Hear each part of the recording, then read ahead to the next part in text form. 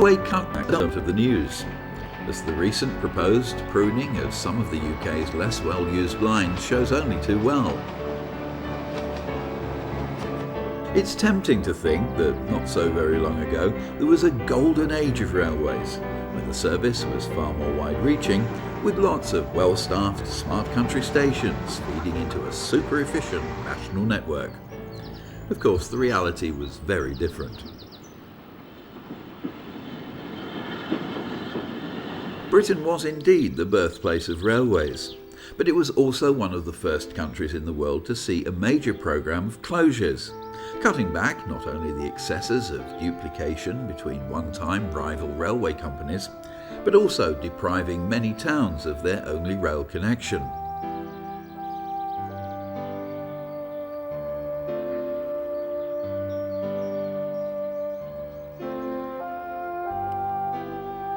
In the early 1960s, Dr. Beeching, in his infamous report, The Reshaping of British Railways, proposed huge cutbacks of the network, drastically pruning duplicated routes and unprofitable rural lines, though in reality a good many had already closed in the 1950s as a result of falling traffic levels and growing road competition. Scenes like this were all too common in the 1960s, as demolition contractors struggled to keep pace with the sheer number of derelict stations, goods sheds and signal boxes. The railway preservation movement had only just started, and many artefacts that would be valuable today were simply left to rot. Disused lines became a familiar feature of the landscape, waiting to be recolonised by nature or redeveloped by man.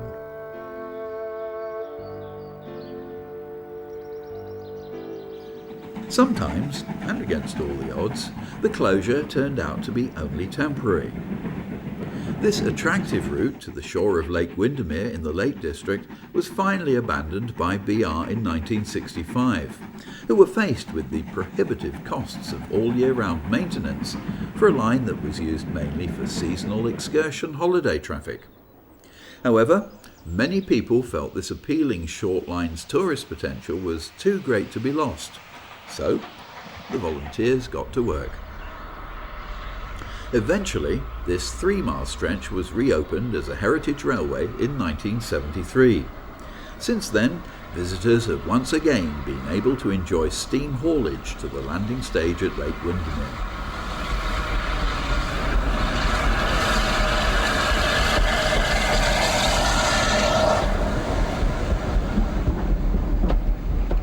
But for most closed lines, there is no real prospect of reopening once they've been deleted from the railway map. In rural districts, the track beds are often sold off piecemeal to farmers, and within a few years, only the old cuttings and embankments remain as reminders of former railway glory days.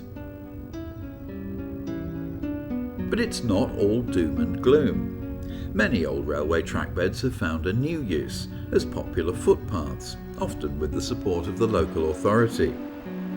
However, even though the trains have long since departed, the substantial cost of safely maintaining large structures like bridges and viaducts still continues, which can be a heavy burden for local ratepayers. Many former railway buildings and stations also survive, in a wide variety of uses, often as attractive private houses. Halton Station, near Lancaster, has now found a very unusual new use. Tastefully converted, it's now a boat store for the rowing club at Lancaster University.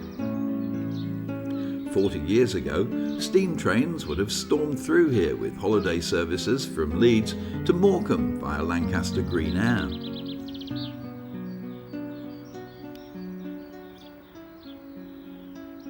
Much of the route is now a popular cycle track, providing a traffic-free alternative to the busy A683. Fortunately, the bridges over the Crook of Lune at Caton were left in place after the line closed. The rhythm of the daily steam-hauled freight trains from Heysham docks is now a distant memory, and today the only sound you're likely to hear around here are bicycles or walkers enjoying the tranquility of the Lune Valley.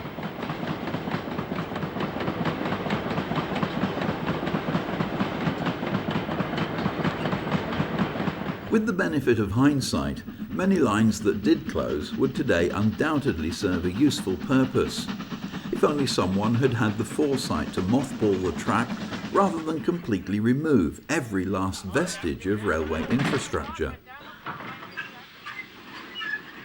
It can be argued that it's not simply about profit. There are other matters, including environmental issues, that should be taken into account. And indeed, today's new and invigorated privatised railway does receive huge subsidies to operate some less profitable routes. But it's not by any means all bad news, as we shall see during the course of this programme.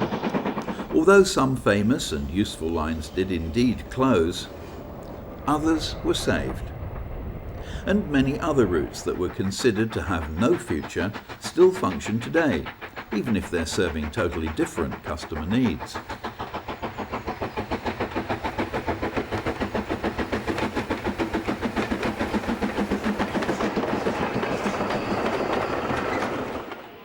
Bath Green Park Station was once the northern terminus of the Somerset and Dorset Railway, a meandering cross-country route that must always have struggled to cover its costs, even before competition from road transport began to bite. Dr. Beeching targeted the whole of the Somerset and Dorset system, and the line to Bath Green Park closed in March 1966.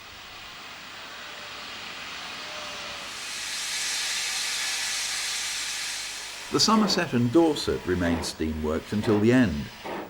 These evocative scenes were recorded on New Year's Day 1966, with the train setting off on its leisurely journey to Bournemouth. The engine is a BR Standard Class 4, built in the 1950s.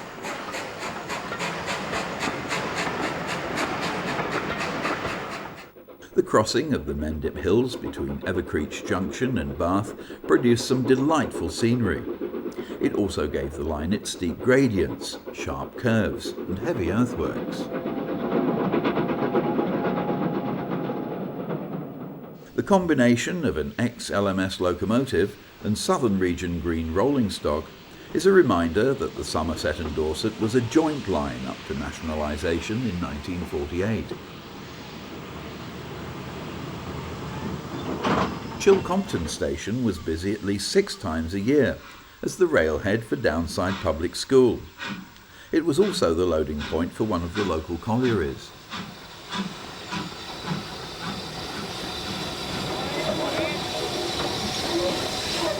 To the south of Binnegar, the line wound its way up to Maysbury Summit, 811 feet above sea level, before dropping down again to Evercreech Junction, where the branch from Burnham-on-Sea joined.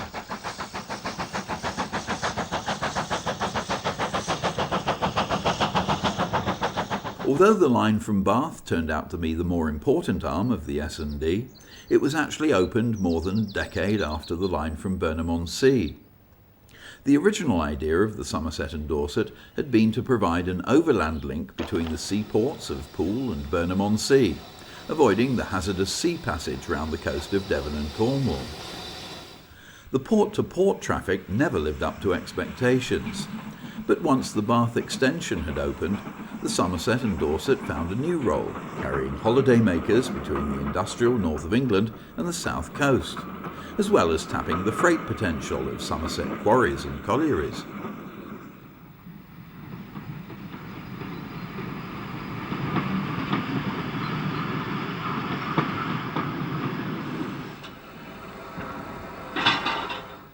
The intermediate station of Wincanton produced a mixture of passenger and goods traffic, as it was once the location of local milk processing factories.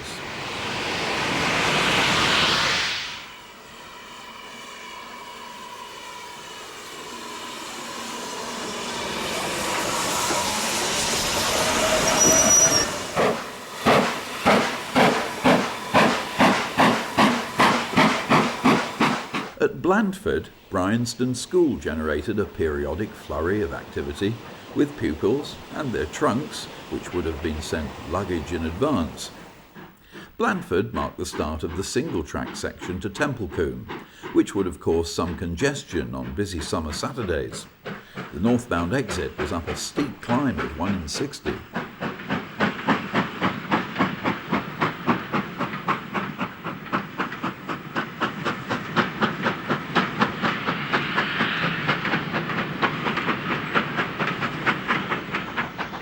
If only summer Saturday traffic volumes could have been maintained every day of the year, then doubtless the S&D would still survive today. But by the early 1960s, it was a classic case of an underutilised resource soaking up taxpayers' money, and with little potential for development.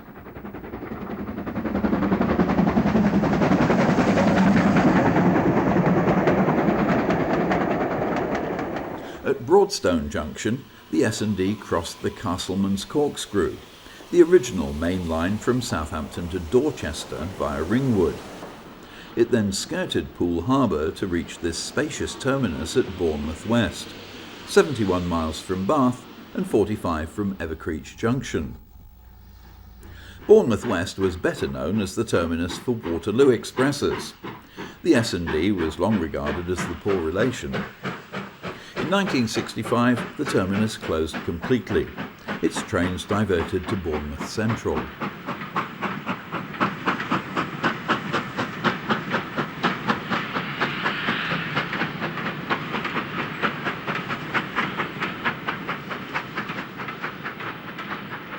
The closure of this rural route followed the usual pattern of a lengthy public inquiry with many objections to the proposed withdrawal of services. But the outcome was in reality a foregone conclusion. The Labour government of the day were determined to cut losses on the then nationalised railway. Saturday the 5th of March 1966 was the last day of the S&D, with normal service trains and specials bursting to the seams in the glorious spring sunshine.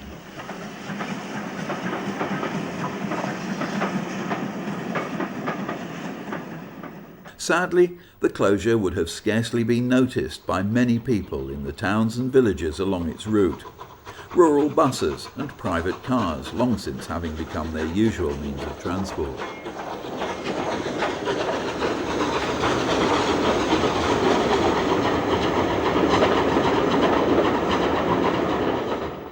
This rural line, to Lewes in Sussex, closed in 1958.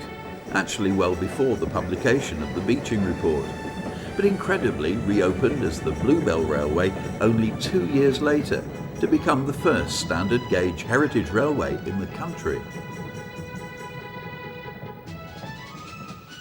Its northern terminus at Horsted Keynes was still used by BR trains from Haywards Heath until the closure of that line in 1963. The Bluebell Railway was then free to take over the spacious 5-platform station and restore it to look much as it would have done in Southern Railway days. Among the railway's first locomotives were 2 Terrier tanks, originally built for suburban duties.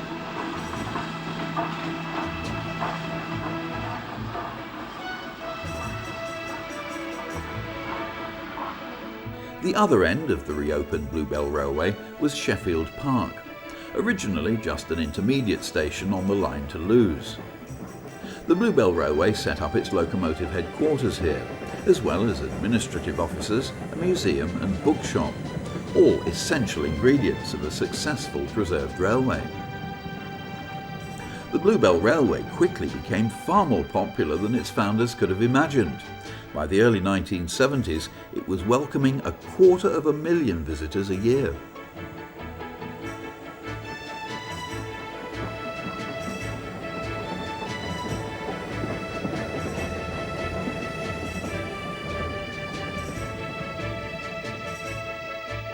Today, visitors to the Bluebell Railway can enjoy a ride not only on the original 5-mile stretch between Sheffield Park and Horsted Keynes, but also on the 3-mile extension northwards to Kingscote.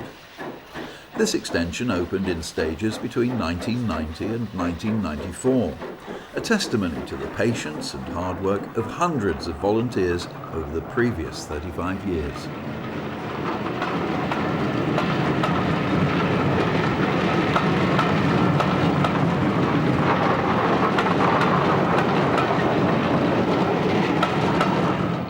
The eventual aim is to extend beyond Kingscote to the outskirts of East Grinstead, with a new terminus in the old station goods yard, within walking distance of the Network rail station in the town.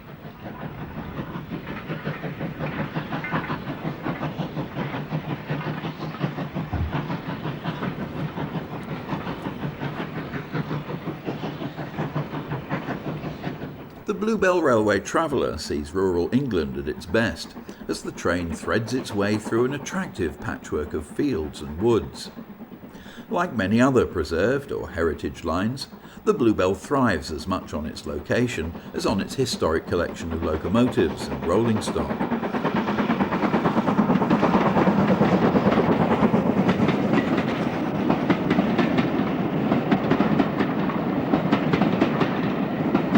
The stations too are an all-important part of the nostalgic experience.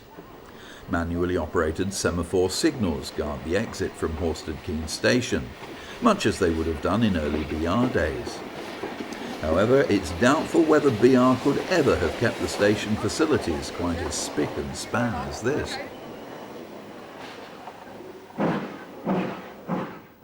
One day, it's possible that Horsted Keynes Station may become a junction again, with the Bluebell Railway intending to relay the branch towards Haywards Heath that closed in 1963.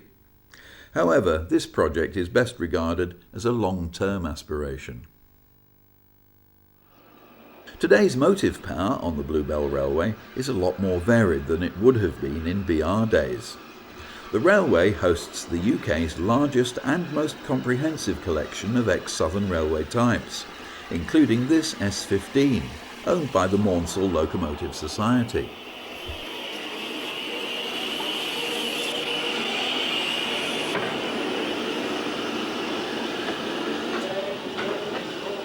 Being the first major heritage line to operate, the Bluebell had the incredible advantage that some of the locomotives used were acquired straight from BR service into preservation.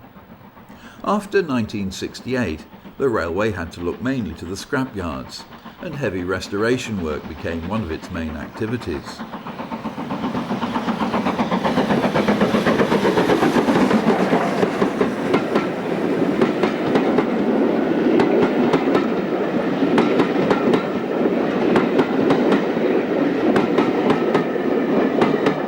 If it hadn't been for the unpaid work put in by generations of volunteers, most of this wonderful line would now be returned to nature, just like the Somerset and Dorset route.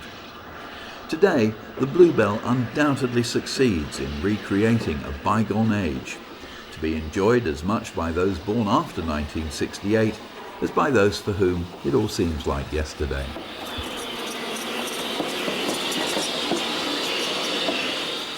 The border city of Carlisle is still an important railway junction today, but until 1969 it was also the starting point for a line which some say should never have closed, the Waverley Line to Edinburgh via Hawick and Galashiels.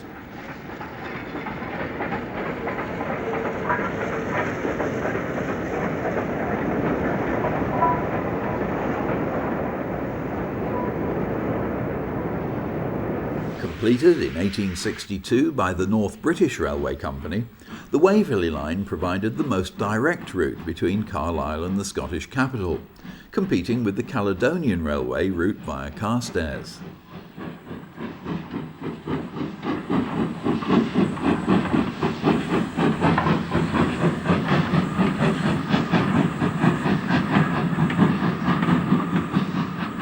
The Waverley Line also gave access to a number of branch lines. Riddings Junction, 14 miles north of Carlisle, was the starting point for the 7 miles long branch to Langholm. That branch was never fully dieselised and was an early casualty of the Beeching Report, closing to passengers in 1964. However, it kept a residual pickup goods service until 1967.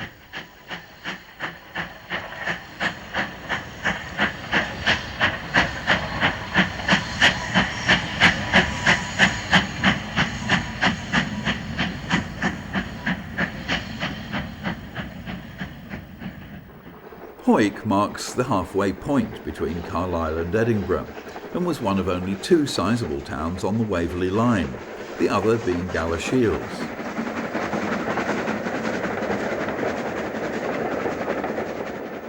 While diesels were beginning to take over on the west and east coast main lines, this secondary line wasn't a priority for modernisation. In 1961, the line was still host to this J37 goods engine, built around the time of the First World War. An even older type still in daily use was this J36, a North British design dating back to 1888. Long before the advent of the UK motorway network, the Waverley Line saw a wide variety of through traffic, including express goods trains between northwest England and the east of Scotland, which often conveyed perishables and other time-sensitive traffics. The North British company that built the Waverley Line was absorbed into the LNER in 1923, and LNER-built locomotives like this B1 remained a common sight on the line even into BR days. The ancient locomotive that was still based at St Boswell's for working the long branch to Berwick via Kelso was paired with a couple of elderly non-corridor carriages, although there were only a handful of passengers to enjoy the ride.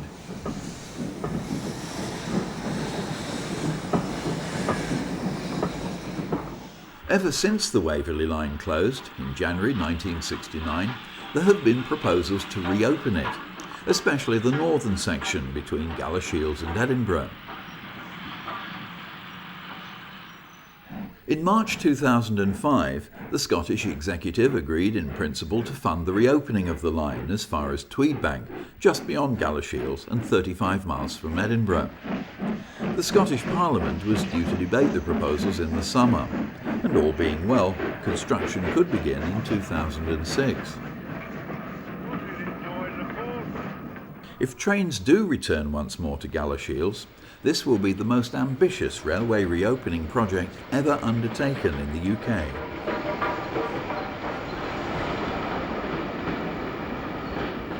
A once important Transpennine route that closed in 1962 was the Stainmore Line, linking Tebay and Penrith in the west with Darlington in the east. Although built mainly for mineral traffic, especially coke from the Durham coalfield to the ironworks of Furness, in BR days the line was at its busiest on summer Saturdays, with scheduled holiday trains running between Blackpool and either Newcastle or South Shields. The trackbed of this stretch of the line near Ravenstonedale is now the main A685 road.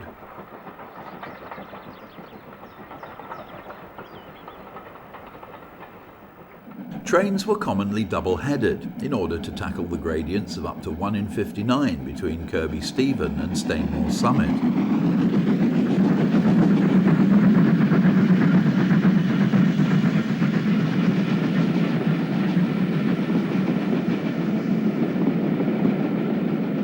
Ravenstonedale station had already been closed to passengers for nearly a decade, when the very last train over Stainmore passed through in January 1962.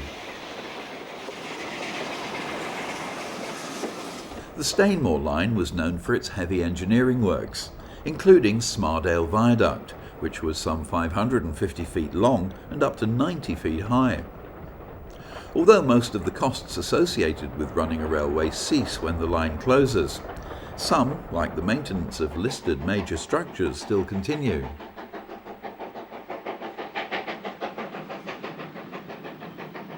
Although the isolated Smaردale Viaduct hadn't carried any revenue-earning traffic for 40 years, it still had to be maintained by BR and then Railtrack. Eventually, this impressive structure was sold for just a penny and restored by the Northern Viaducts Trust, and today forms part of a pleasant country footpath.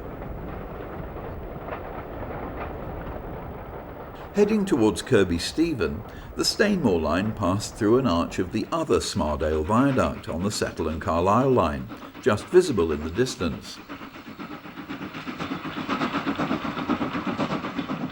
Kirby Stephen East was the junction for the Eden Valley branch to Appleby and Penrith, part of which survived for freight traffic until the 1980s.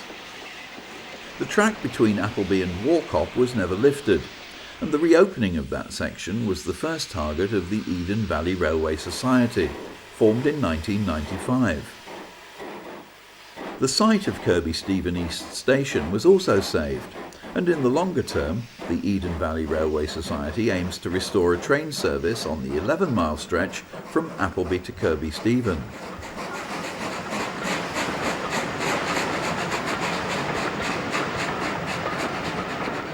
Beelare Viaduct was without doubt the most famous engineering structure on the Stainmore Line. Spanning a distance of over 1,000 feet and standing 196 feet above the valley floor, it was built entirely of iron, designed to combine strength with lightweight construction.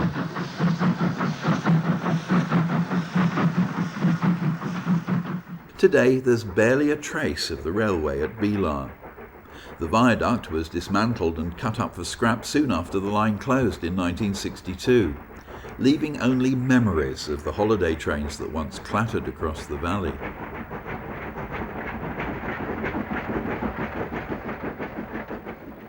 The nearby Settle and Carlisle line has a happier story to tell.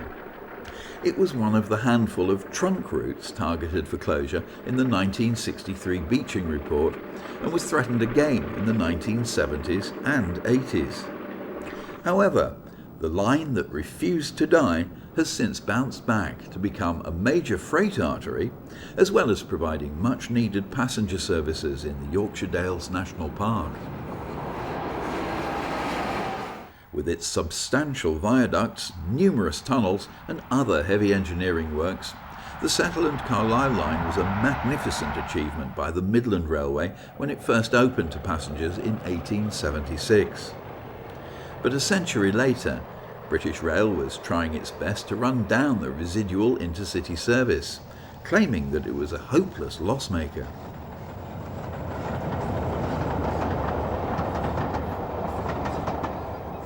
In 1983, the line was deprived of all its through freight traffic.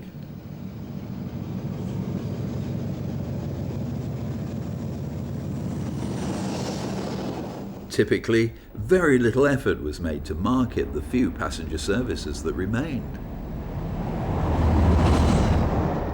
In the 1980s, Batty Moss or Ribblehead Viaduct came to symbolise the struggle to save the S&C.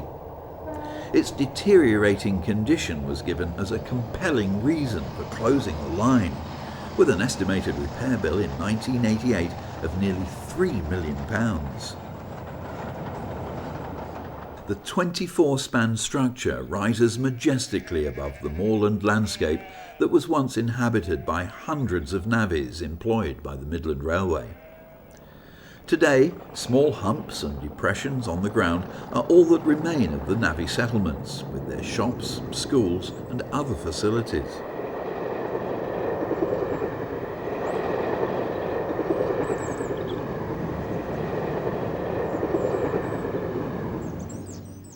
Mechanical signalling has remained a feature of the Settle and Carlisle line to the present day, although some boxes, such as this one at Horton, were abolished in the 1980s as traffic levels declined.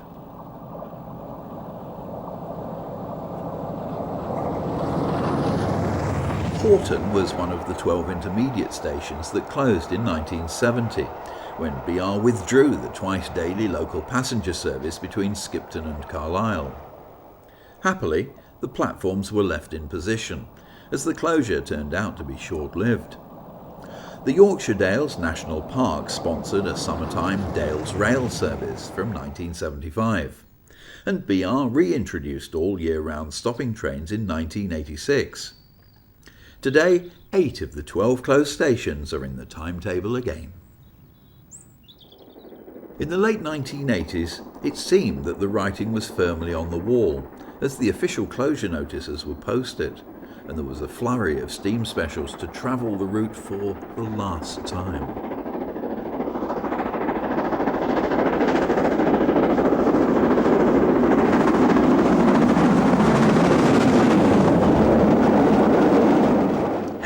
by the publicity generated by the many steam train specials, the fight to save the line began to gain momentum. At the same time, British Rail began a campaign of closure by stealth, gradually cutting back on all but the most essential maintenance and grossly exaggerating the cost of the line's upkeep.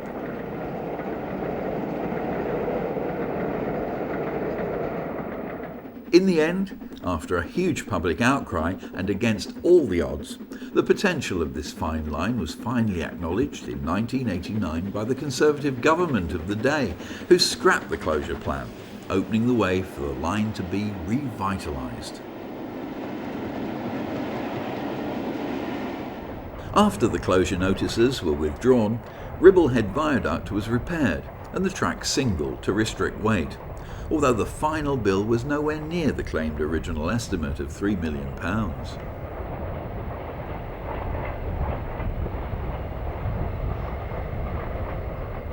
The S&C has rediscovered its freight potential, although the freight flows that use the line today are very different from those that finished in 1983.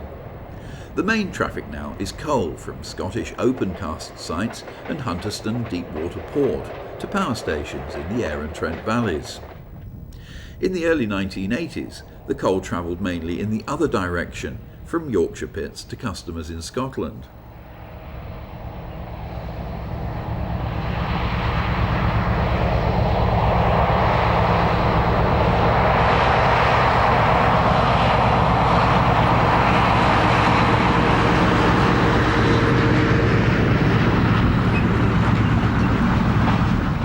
Unseen by most tourists, the line also carries up to 3 chains a day of containerised desulfur gypsum from Drax Power Station near Selby to Kirby Thor, keeping hundreds of lorries off the narrow Yorkshire Dales roads.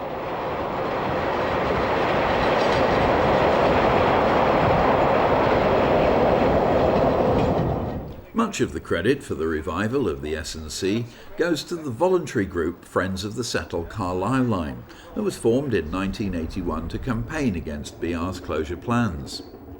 Shortly after the reprieve, the charitable Settle Carlisle Railway Trust was founded, with the aim of conserving the historic architecture and structures along the route. Today, these organisations work hand in hand with the different train operating companies and local councils to promote the line and ensure its continued success.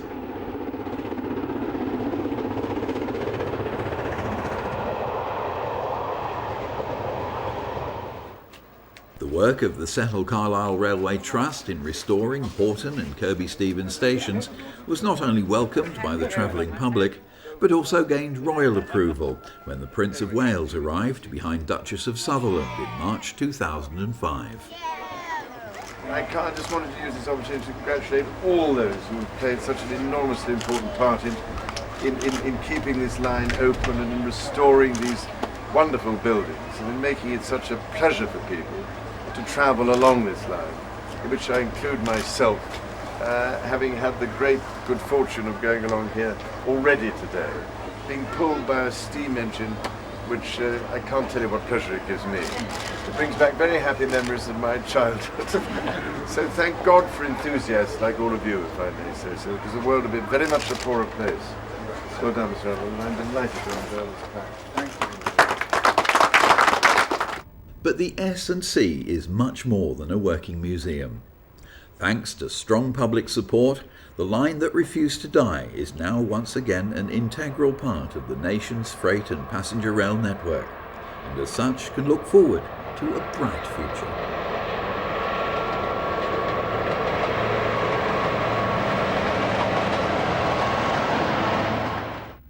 A less fortunate Transpennine route was the Woodhead Line, which, despite being spared by Dr. Beeching, lost its through passenger service in 1970 and closed completely in 1981.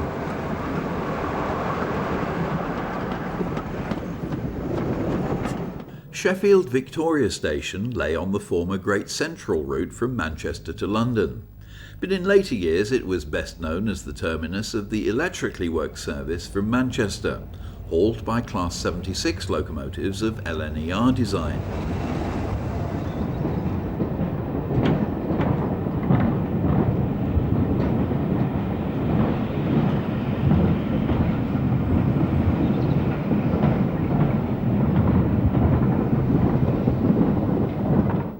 pioneering Woodhead electrification scheme was the first of its kind in the country, linking two major cities some 41 miles apart, and including a brand new tunnel through the Pennines. Work on the scheme was started by the LNER, but delayed by the Second World War. The full electric service from Manchester to Sheffield eventually being launched in 1954. Locomotive changes were a feature of Woodhead operations, as many trains began or ended their journey away from the electrified line. Penistone was the junction for the non-electrified branch to Barnsley, which lost its local passenger service in 1959, but was still used by excursion traffic in the 1960s.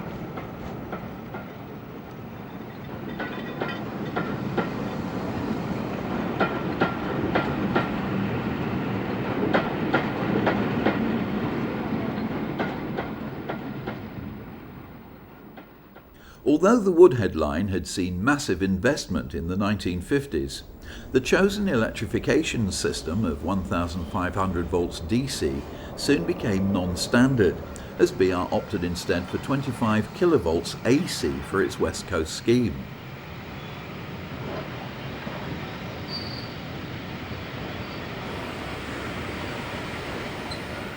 The low level of business from most intermediate stations meant that BR could reroute its Manchester-Sheffield trains via the Hope Valley Line without too much opposition.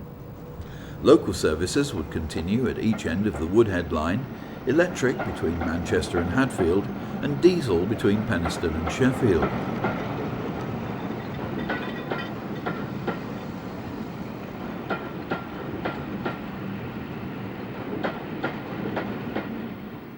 But the rerouting would bring the end of passenger services through the new Woodhead Tunnel, barely 15 years old. What a waste.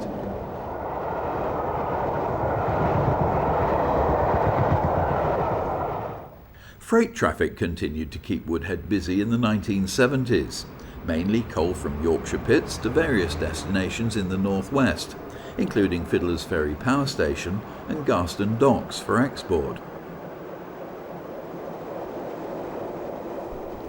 It's tempting today to think that the Woodhead route should have remained open, but the reality is that the traffic has changed dramatically, and most people now travel across the Pennines by car on the A57.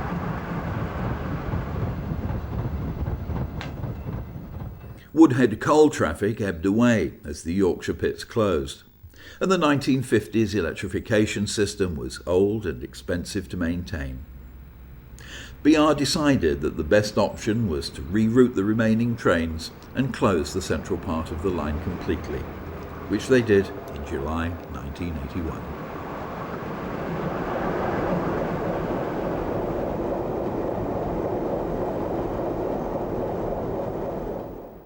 By the end of the Second World War, the privately run railway network was totally worn out and in desperate need of new investment. The new Labour government of 1945 believed the answer was to nationalise not just the railways, but all the nation's transport, including lorries. Some 6 years later, the new Conservative government decided to denationalise the road industry, but left British Railways intact. As competition between road and rail dramatically increased, the losses began to mount up. British Railways were forced to charge freight customers a set tariff, which was set down by a parliamentary tribunal. In practice, these charges could easily be undercut by the new private road hauliers. The rot quickly set in, and more traffic moved from rail to road. Over the years, as the motorway network has steadily expanded, many freight services and rural freight-only lines have been lost.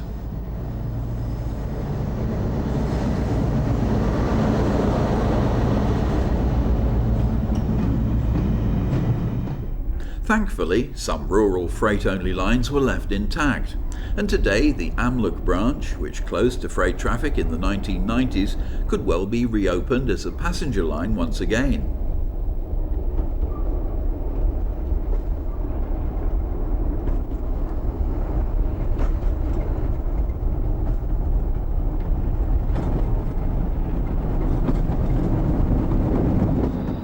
the isolated routes that served the many coal mines that once were scattered around the countryside, the future was decidedly bleak. With no traffic and no potential for passengers, nearly all of these lines have been lifted and are returning to nature.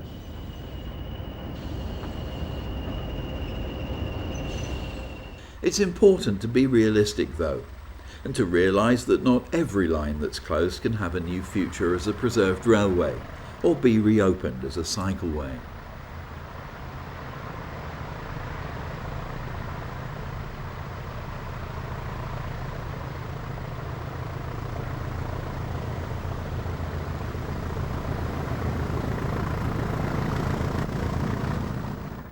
The Great Central Main Line, from Sheffield to Nottingham and London, was a prime target for closure because it largely duplicated other routes.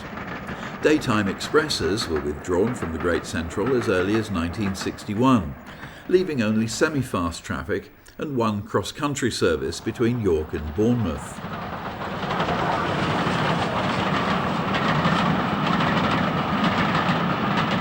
Through freight traffic was withdrawn in 1965, and long sections of the route were closed completely in the following year, leaving just a rather pathetic DMU-operated service between Nottingham and Rugby until 1969.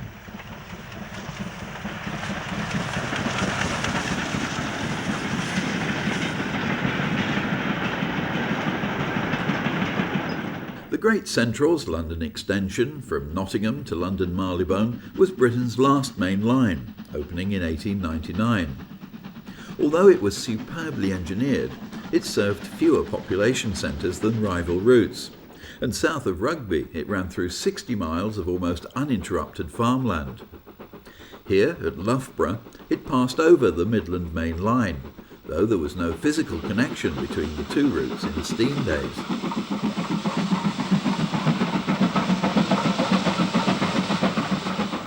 One of the main freight flows on the Great Central was coal from the East Midlands to London, routed via marshalling yards at Annesley and Woodford House. As a prelude to closure, BR was able to divert much of this traffic onto the Midland Main Line. A limited revival for the Great Central came in the 1970s, thanks to the Main Line Steam Trust, a voluntary group that aimed to recreate the experience of mainline steam running by reviving the 9-mile stretch between Loughborough and Leicester. The operation later took the name of its ancestor, the Great Central Railway.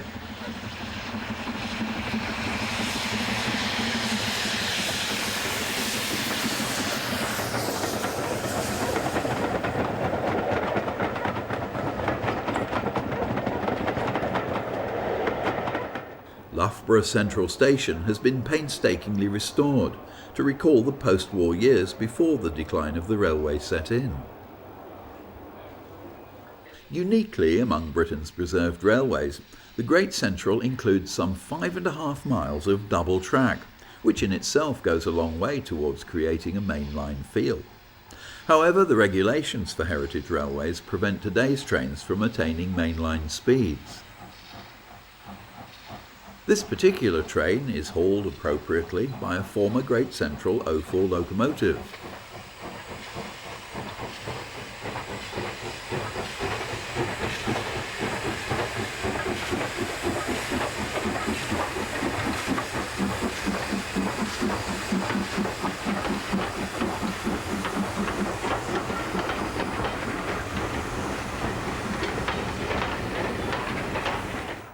This peak diesel recalls a more recent era, but one that must be just as unfamiliar to younger observers as the age of steam. The peaks remained a common sight on nearby Midland lines in Leicestershire until the mid-1980s.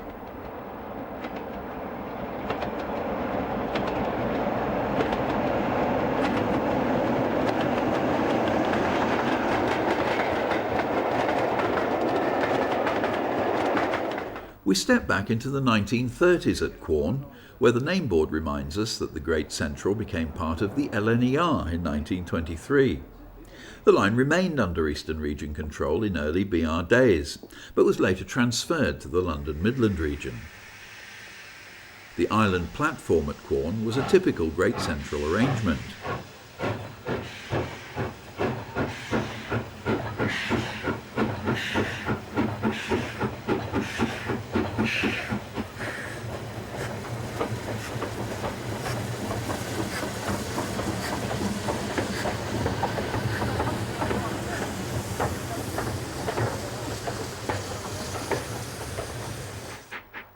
The semaphore signals, box and sidings all enhance the authentic mainline atmosphere of the Great Central. For the time being, trains are limited to the 9 miles from Loughborough to Leicester North, but longer-term plans could see the line extended north from Loughborough to Ruddington, giving a total route length of nearly 20 miles. The main stumbling block to that extension is the missing bridge over the Midland Main Line at Loughborough.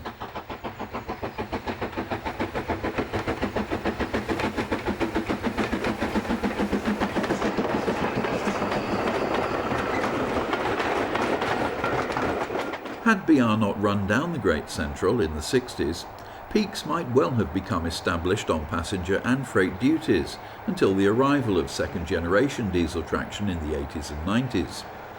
The Great Central had the advantage of gentle gradients, nothing steeper than 1 in 176, and wide radius curves, making it highly suitable for high-speed running.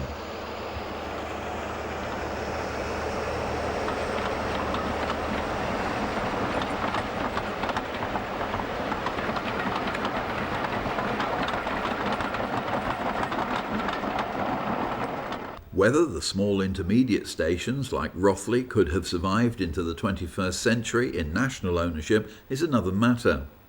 At best, the buildings would doubtless have been demolished and the station reduced to an unstaffed halt.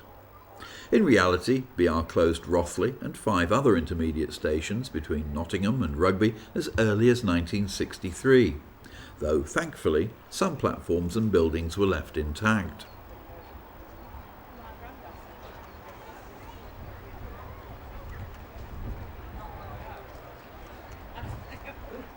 Although a return to trunk mainline status is possible, if ever the Central Railway's Channel Tunnel piggyback link plans come to fruition, the most likely prospect for this surviving chunk of the Great Central is its continued development as a thriving heritage line.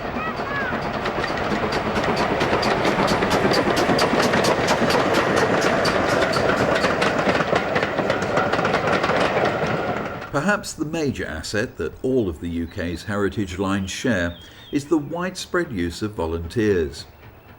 From drivers to station staff and track maintenance gangs, most people don't draw any wages. They're happy to give up their time for something they believe so passionately about.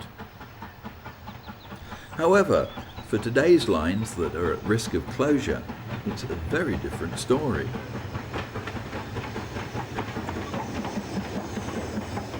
A threatened rural line that still forms part of the national network today is the 114-mile route around the Cumbrian coast. Dr. Beeching proposed closing the central part of the route completely and retaining just branch lines from Carnforth to Barrow and from Carlisle to Whitehaven. Despite the line offering some of the most impressive coastal scenery in Britain, the route is only lightly used by local traffic. At Arnside, the Cumbrian Fells form an inviting backdrop as a diesel unit crosses the Kent estuary. A single carriage, somewhat dwarfed by its surroundings, provides more than adequate accommodation for the few passengers travelling between Barrow and Whitehaven.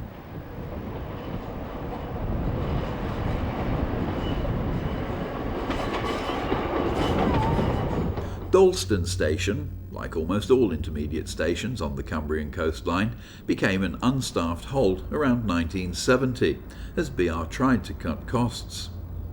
Unusually for such a rural location, part of the former goods yard remains in use for deliveries of oil from Grangemouth Refinery.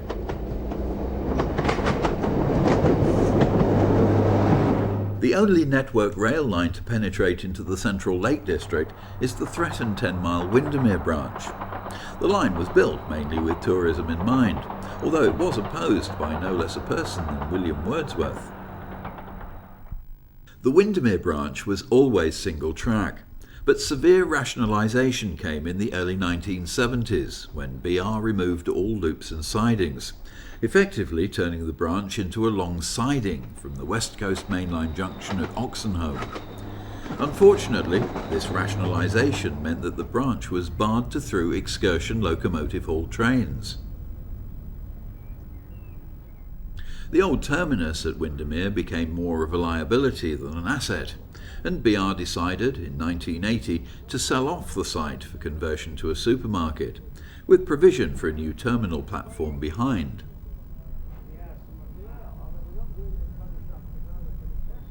Today, there's little effort made to promote this attractive line, which would surely support a regular summer steam service.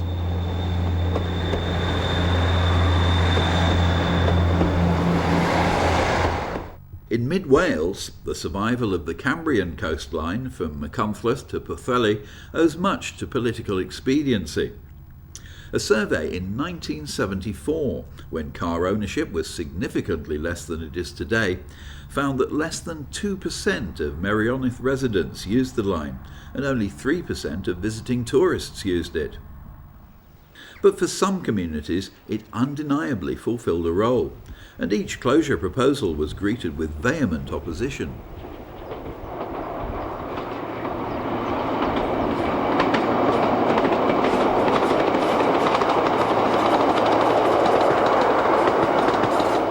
The 115-span Barmouth Bridge crossing the Mordack estuary caused the most recent threat to the line when it was found to be infested by marine woodworms.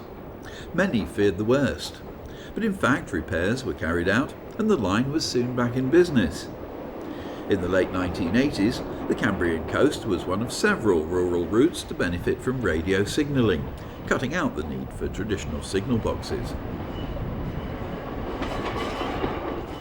In Cornwall, the Loo branch is one of several to have survived against all the odds. A single railcar shuttles between the picturesque coastal town of Loo and the mainline junction at Liskeard.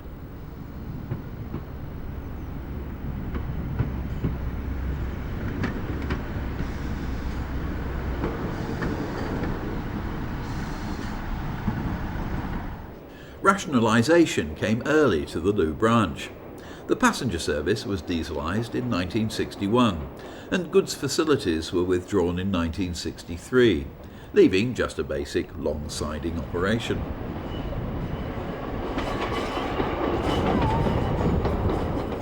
An even more curious survival is the Gunnislake branch on the Devon-Cornwall border. This was the classic case of a line being retained for social reasons, and because there was no realistic road alternative. As one writer put it, BR had suffered the misfortune of inheriting a fine viaduct across the River Tamar.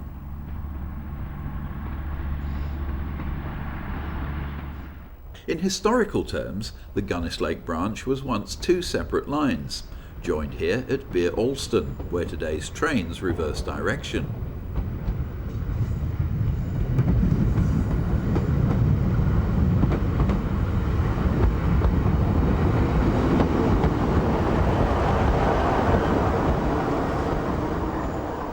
Although only one track remains, Beer Alston Station has so far managed to escape bus shelter treatment and retains something of its London and South Western Railway character.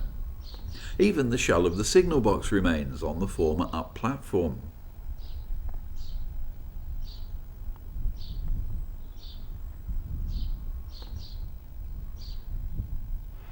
Until 1968, Beer Alston was an intermediate station on the London and South Western Main Line from Exeter to Plymouth, and the junction for branch trains to Callington via Gunnislake.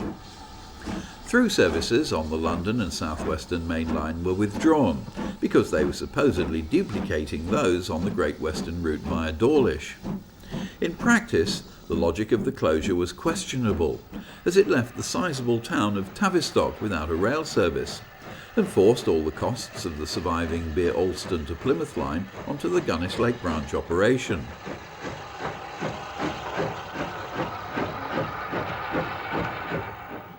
Hopefully, scenes like this on the Ingleton branch, which once linked Clapham on the Skipton to Lancaster line with Lowgill on the West Coast Main Line, will not be repeated again.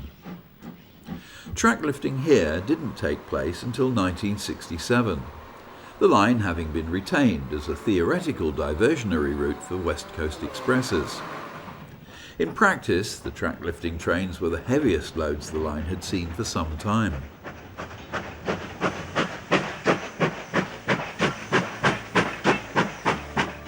In reality, no government will go on subsidising little-used routes with trains which are seen as doing little more than carting fresh air around the countryside.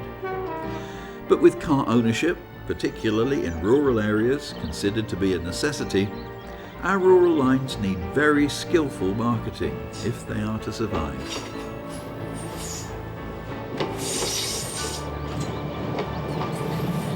No doubt, new action groups, inspired by the success of the Friends of the Settle and Carlisle, will begin themselves to promote their own local lines, not just as passenger routes, but also for their valuable freight potential, keeping lorries off our overcrowded roads. Surely everyone in the community will stand to benefit from a sensibly funded and used rural railway network. Bye for now.